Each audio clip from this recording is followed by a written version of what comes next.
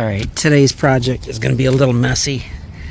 I have this black tank valve that is leaking. So for some reason I ordered a new one. Same brand. We do have two of them for the black tank. The one on the end of there where you actually dump. It's located on the very end there. And then this one is right at the tank. So I cleaned the tank out as best I could. I probably get some residual liquids, but it should be okay. Yeah, these are 7/16 bolts, and we'll take them off. 4 of them. Old one is unbolted. A couple of the bolts broke. And here's the new one, same brand, 3-inch, and this should just come right out. Here it comes. Not too much liquids are coming out. That's just pretty good.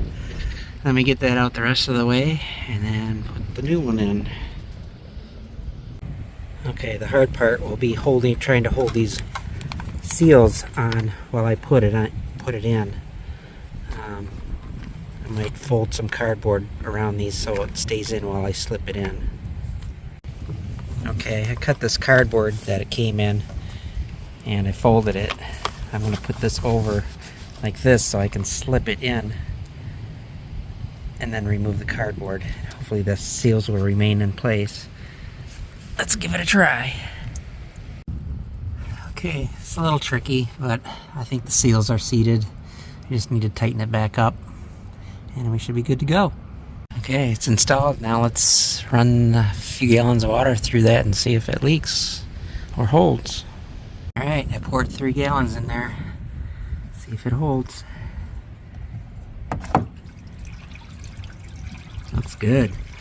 Okay, so this is what happened here. It cracked here along this. It's not really a joint, but the seal, nothing failed in the seals and everything held. It was just this got hit. Maybe it got hit. You can see it's a little bent.